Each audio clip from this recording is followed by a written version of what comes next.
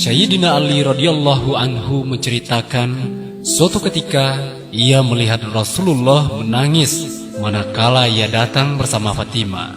Lalu keduanya bertanya, mengapa Rasulullah menangis? Beliau menjawab, pada malam aku diisrokan, aku melihat perempuan-perempuan yang sedang disiksa dengan berbagai siksaan. Itulah sebabnya mengapa aku menangis, karena menyaksikan mereka yang sangat berat dan mengerikan siksanya. Putri Rasulullah kemudian menanyakan apa yang dilihat oleh ayahnya. Rasulullah menjawab, aku melihat ada perempuan digantung rambutnya, otaknya mendidih.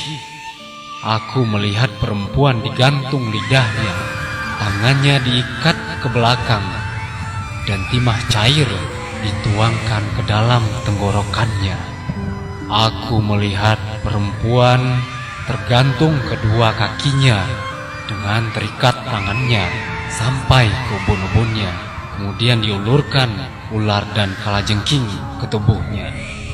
Dan aku melihat perempuan yang memakan badannya sendiri, di bawahnya dinyalakan api neraka. Serta aku melihat perempuan yang bermuka hitam memakan tali perutnya sendiri. Aku melihat perempuan yang telinganya bengkak dan matanya buta dimasukkan ke dalam peti yang dibuat dari api neraka. Otaknya keluar dari lubang hidung, badannya berbau busuk karena penyakit sopak dan kusta.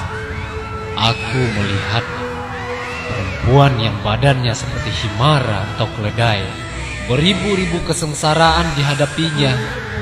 Aku melihat perempuan yang rupanya seperti anjing, sedangkan api masuk melalui mulut dan keluar dari duburnya, sementara malaikat memukulinya dengan pemukul dari api neraka. Wahai putriku, adapun mereka yang digantung rambutnya hingga otaknya mendidih adalah wanita yang tidak menutupi rambutnya sehingga terlihat oleh laki-laki yang bukan muhrimnya. Perempuan yang digantung payudaranya adalah istri yang mengotori tempat tidurnya. Perempuan yang tergantung kedua kakinya adalah perempuan yang tidak taat kepada suaminya.